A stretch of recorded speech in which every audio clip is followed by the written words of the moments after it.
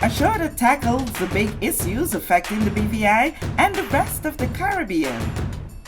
Searches for answers to today's big questions and gives viewers a unique perspective on developing stories. Follow the big story with me, Kathy Richards, only on GTV.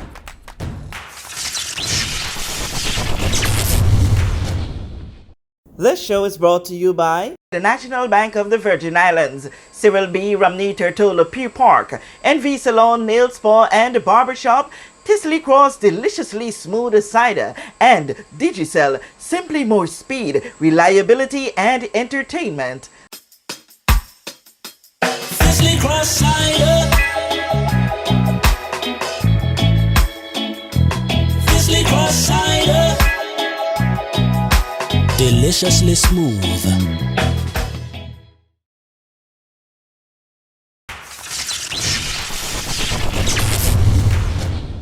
This is The Big Story. I'm Kathy Richards. I want to thank you so much for joining us for today's edition. Today we're going to be talking with the three women who are into sports. Young women enthusiastic about sports in the Virgin Islands, and they've been representing us on the international scene. In this instance, we're going to be talking with them about the sport of football. I want to welcome you ladies. It's great having you bright, shining, and ready to go. First, let's get some introductions, starting from that end. Kimberly, tell us a little bit about yourself. Well, everybody know me in the sports arena. Kimberly Smith. I play football for the BVI and national athlete in track and field. Hi, my name is Morgan Creaky. I play football for the BVI nationally and internationally now. Hi, good afternoon. I'm Akira. I play nationally for football and softball. Oh, softball too. And I think you were track as well, and you did some track? I just started some track. Yes. Awesome. All right. Most of us would remember these faces from the game that was played here, the international game that was played here. Haiti, we weren't so happy with the licking we took.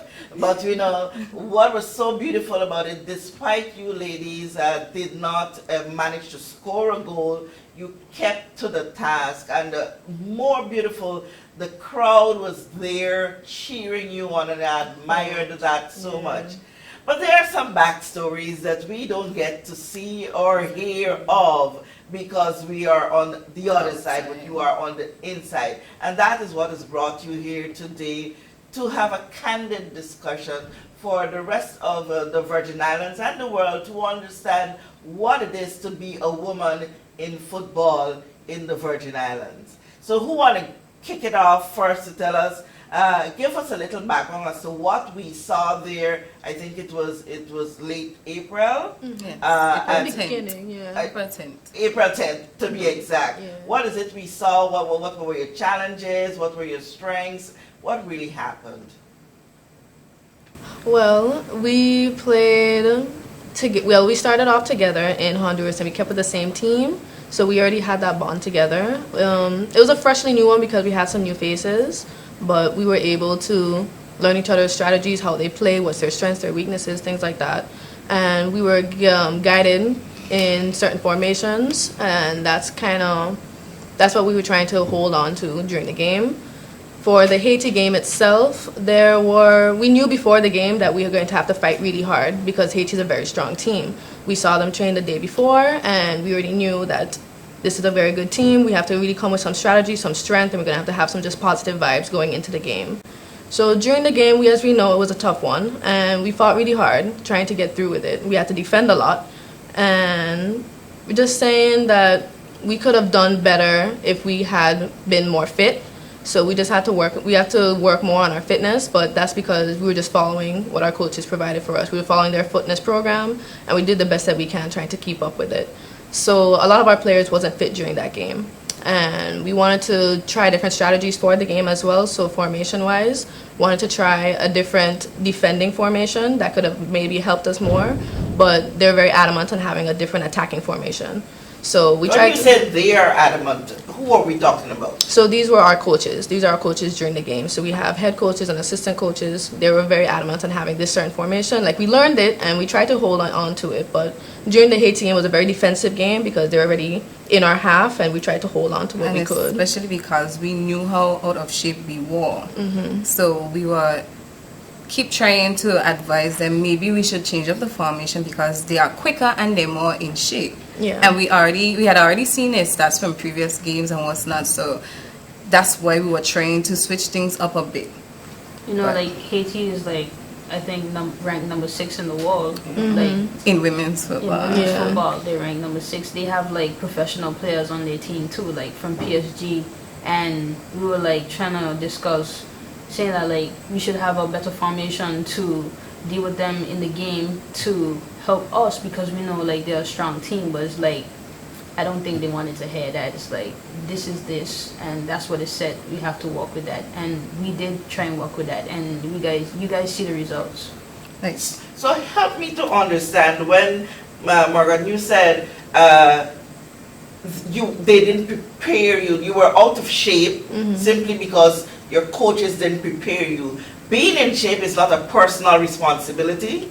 It's half and half, and I wouldn't say that they didn't prepare us, but most of our players are working women first of all, so it was hard to get efficient and sufficient time for us, especially because, like, if you ask other women that have played before us, you know, they would testify, and especially at the national level, and they would tell you that it's a reoccurring theme that when we have these things coming up, that the FA tends to wait a bit too late to start to get us in shape, especially because, especially lately, you know, since these last games, before then we hadn't really done anything. Even with leagues here, local leagues, like, we haven't played that often, you know, and even in those leagues we're out of shape. Like, our younger players, they're a bit more in shape because they have the time, you know, and speaking for myself, they're a lot smaller than me too anyway, so it's a bit easier for them. But like you said, you know, it is a personal responsibility as well, and I would say discipline was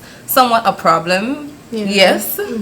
Discipline among the players? Yes. But, you know, it's a meet me halfway kind of thing with everything, as with everything, you know. Like we said, we were trying to negotiate certain things, and every time we expressed ourselves, you know, it was met with defense. You know, it was never met with an open mind or some consideration. We were always shut down, and everything was seen as an attack. So that's where, Yeah. You feel this is because you are women? Why? I'm not too sure, you know. Well, I'm not sure if we had female coaches, if it would have been different per se. Because we don't really have But female coaches. more than likely, it would have been a bit. Let me not say that, but probably we would have been met with a bit more understanding, because even in terms of the formation, like when we had discussions about our complaints or anything, or how we felt about our first game in Honduras, you know, we expressed to them that the formation was not working, and they insisted that, oh, internationally this is what the men do, and we will keep reiterating, okay, fine, but we're not men, we're women, and we can see that it's not working. Yeah. So can But we try something? professionally, formations for men and women are different in the sport. Yes, it is. Especially where we're focusing on the fact that where the BVI is ranked versus where the people that and the countries we're playing against. Like, we need to do what's better. We need to be more for strategic. Us. Like, yes. What the women that we have playing in the games, we need to do what's better for us, not what's better for the men, how the men play. We cannot go off of what the men play because we're not as fit as the men. We don't have the skills as the men. Like, it's different. Like, you cannot put us in a formation for the men's team when we're not at the level that they are. Like, we're not them. And like, we appreciated the optimism in that sense, believing that we could carry out that formation. But like we said, it was not working. Even in some of our games where we took a lot of lashes, like, I find that changes were being made too late. Like, within the first, I would say first 15 to 20 minutes, you see things aren't working, make some changes. And we were saying that every time, but like we said, Nothing we were met changes. with defense. Yeah, nothing changed. Have you tried to reach out to the association itself? Because it seems as though the challenges that you've been facing stems with basically your coaches, like you said. But have you, as a team, approached the association?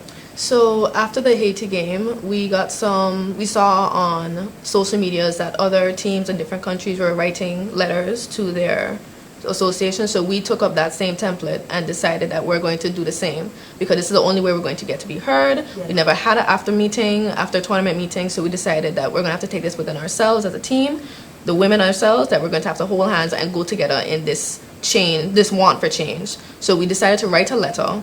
And we listed all the points that we want to change. We said we want to change in having a physiotherapist. We need different medicals. We need different change in for coaching. We need different change for management. Things like that. We just listed them all out, and then we sent it off to the FA.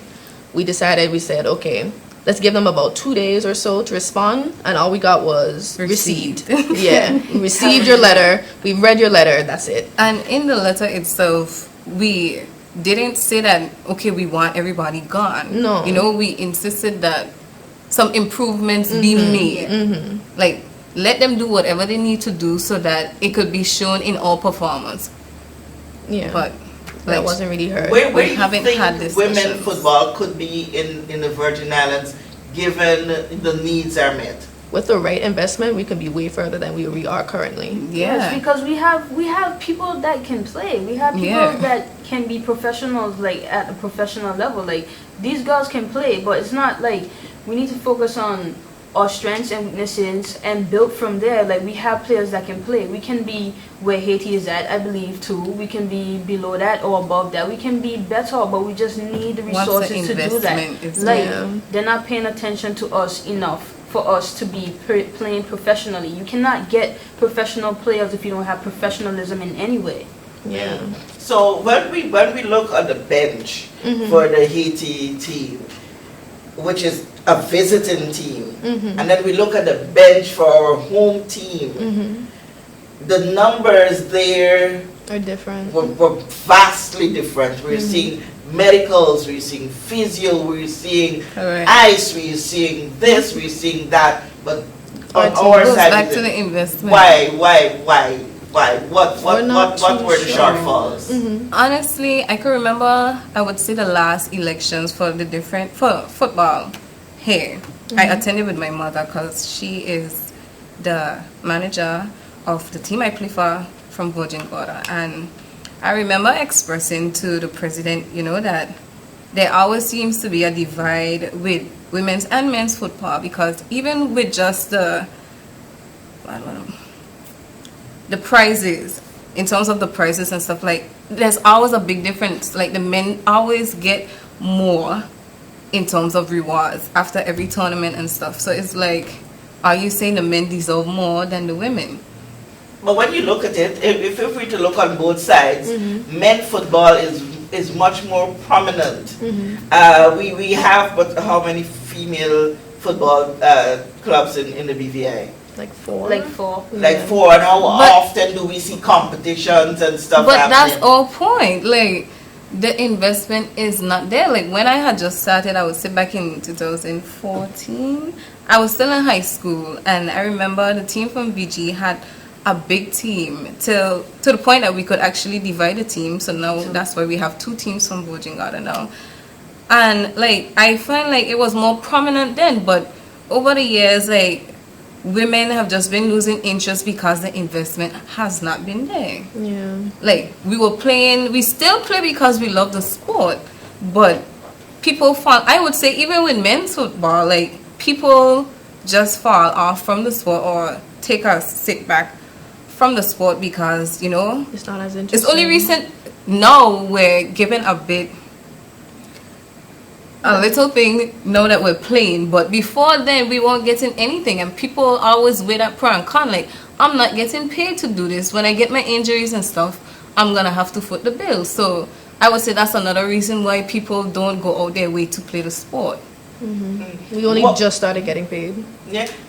Just start getting paid. Yeah, Yeah, the I've recent been playing games- football since like 2014, like since I was So young. this tournament right now, I can testify for myself since I've been playing since 2014 was the first tournament I've ever gotten paid for. ever getting paid for playing football. Yeah, I can testify that other men have gotten paid way before because this is the first time I don't think any women in the BVI have Nope. gotten paid. Yeah, I was 15 years And that's old when I this first year. went away for the national team. I'm 20 now, and me being 20 years old, this year is the first time I ever got played. My and it's not the sister- first sorry. time I played nationally for the BVI. Yeah, my sister Ebony has been playing football since she was a little girl. Like she traveled to Haiti when they went to Haiti and got it was 22.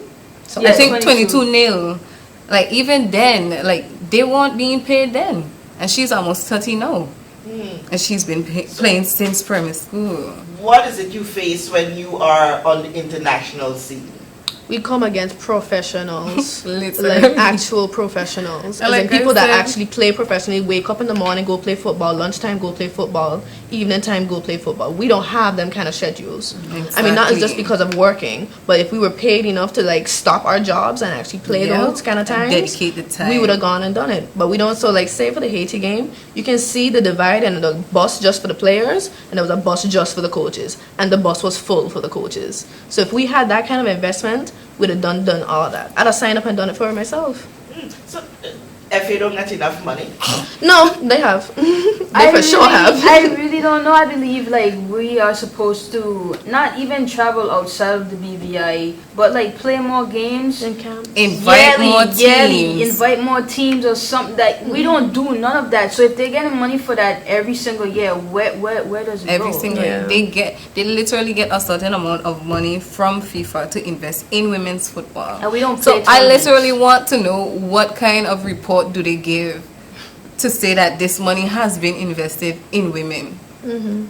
Like I really, We just want to know. Yeah. Even down to uniforms is a problem. Yeah, Definitely. Because say I would have a uniform that fits me, but some of the bigger Because girls she's would have it. small. Yeah, because I'm small, they order like a certain set of sizes. and while we were in Honduras, like That was a big two, problem.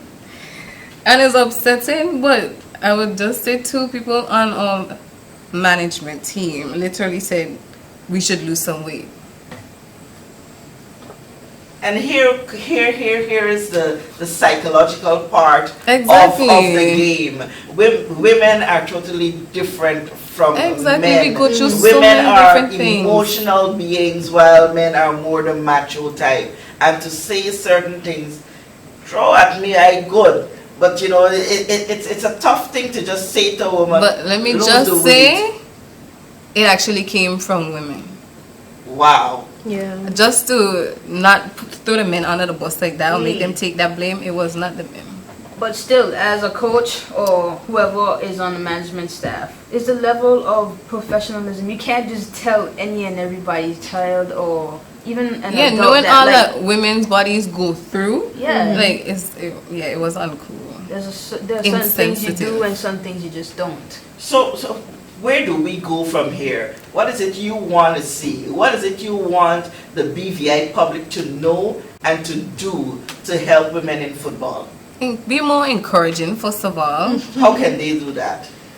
Support us. But by Being- being supportive, like Yeah. after this. Yeah, whole don't wait till we game- have a team like Haiti come into play to play come against out, us yeah. to come out and then bash us when we don't do well. Like you don't support locally, but now when an international team is coming and we perform like we do, you know, not totally. But then we don't hear about tournaments and No, stuff. football has a Facebook page where they post the posters and games, the yeah. schedules and what's not. But that's the most promotion to get. That is true. I mean, but that's the same for men too, so we can't say that there's a divide there. But that's just football in general in the BVI. Yeah. There is room for growth. Yeah, Very for much sure, so. for sure. If we had more camps and like development training, we could have done way more. Like more, I feel like more women would be encouraged to come back to the sport, Yeah. and we'd have greater numbers. Because we to have a come. lot of women who talented women. aren't even 30 as yet that have stopped playing. Because again, goes back to, you know, having to make a living and making a sacrifice to, after you don't compare, okay, they're only paying this certain amount now, is it worth me leaving my job, losing out on this, what I could be getting, to just come for, these crumbs? I mean, I'm not saying we're not grateful, but compared to what people could be making if they stay at their jobs, it's like not worth it. Do you see the younger women being motivated or being gravitated to the sport? The school girls, Okay, in school, and Like we hardly even see schoolgirls playing now. Yeah. Like I mean, we had the ball girls, but I'm not too sure where they are right now in like training and development. I don't know about their coaching. I don't know who's training them.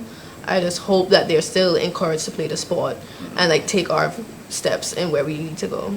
So being here, shedding a light a bit, we couldn't go too in deep depth. because Yeah. things That's a are conversation. yes, a little too Touchy. sensitive.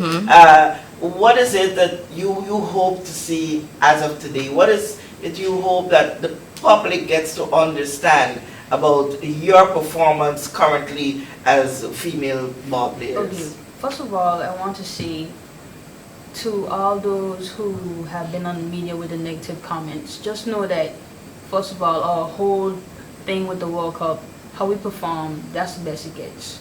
We could have been better if we had, one, better coaching staff, two, better management staff, two, And with physio medical therapists. staff too, because when we get injured, who is going to cover it? It's coming straight out of our pockets. It's coming straight out of our pockets, and I believe that's not cool. That's just encouraging me to not come and play football again, because when I get injured and I have to work, that's a lot of money being gone because I have to stay home and rest. Like, we need people to look into the sport deeper so we can be better as individuals, so we can bring what the public wants us to bring to the BVI, like better football. We can be better if we have better. You Just guys a are better not going to investment. get professional players if we're not dealing with professional people to coach us. Like, we need to do better in that way. If we don't get that now, then when are we going to get it? We're asking for it now because it's been years. It's been years. I would say though, there were some instances where people were covered and then other instances where they were not. Because Need to go I across the received a blow to my ankle during one of our practice matches before we went to St. Vincent. And I was covered when I went for the x-ray. But I'm actually still suffering from the sprained ankle. I don't know if I would be covered now. But, I wouldn't say that they don't cover someone. And I do want to take some responsibility in terms of, we want our communication on both sides wasn't always the best, but it was a reaction to what we got most of the times. Like I said, every time we sincerely expressed our concerns, it was met with defense. But I don't want to say that discipline wasn't a problem, but respect also was. Like, I wouldn't say because we're women, but because we're younger too. Like, I don't know. And your thoughts, Morgan? Yeah, we're getting up there. But we just want better, to be honest. We want better football. We want to still play for our country. Still want to play with our team. We just need improvement. And if we were invested properly, then, if we had more camps, more development things, if we had like individual sessions, things like that, like each player would be so much better than where they are right now. So if we had to have another international tournament, it'd be way better than what we had in April. Oh yes, before we close, I do want to read something on behalf of our other keeper, Brittany Peters. Okay. She expressed that during my travels away with the BVIFA for the women's CONCACAF tournament, my experience was taken back by the standards that were given to the team members. I had no goalkeeping coach, We didn't. because they did not. The Didn't. FA did not travel with a goalkeeping coach. Terrible. So it was literally the assistant coach warming them up. And that was not a good Effective, no. warm-up. Nope. I had, the lack of empathy towards injured and overworked players, no massage therapists for the team members, lack of communication between coach and players, not knowing the team members and their strengths and weaknesses, no post-game reviews or meetings after the games about how to improve for the next game. She expressed that there was an abuse of power over players, which was prevalent. team members being silenced or benched for speaking out on problems or voicing one's opinions. Benched. During this tournament, there was little to no advancement between games due to broken spirit, conflict, misdirection by the coach, exhaustion, and inexperience with some players playing out of normal position. Correct. In comparison to the men's football teams, the low standards being met for women's football team cannot compare to its unfair, prejudice, and demeaning to women. Awesome. Well, That's all. That basically wraps it up. yes. Kimberly, Morgan, Michaela, it was a great avenue for you to show a little venting out there. You know, have your voices heard, since we would have seen that game right here in our homeland. Persons left with opinions, everybody had their little say, but hearing from the horse's mouth what are some of your challenges, we do appreciate it. We hope that here on it's nothing but better. We trust that you do not lose that passion for the sport, because we love women in sports. Yeah, we go and jump for them guys, but listen, we break stands when it comes to our women in sports. So we want to continue to cheer you on. Do not give up. Be in support to each other. The weak ones, hang on to the strong ones. And the strong ones hold on like dear life matters to the weaker ones. We want to encourage you, and we trust that the Football Association will be able to come around to dealing with the issues that these women are facing. I know for a fact that the FA has been begging women to stay in football. And if you beg them to stay in football, give them what they deserve. Little Creel is here to end it. Kathy Richards, I want to thank you so much for joining us for this edition of The Big Story.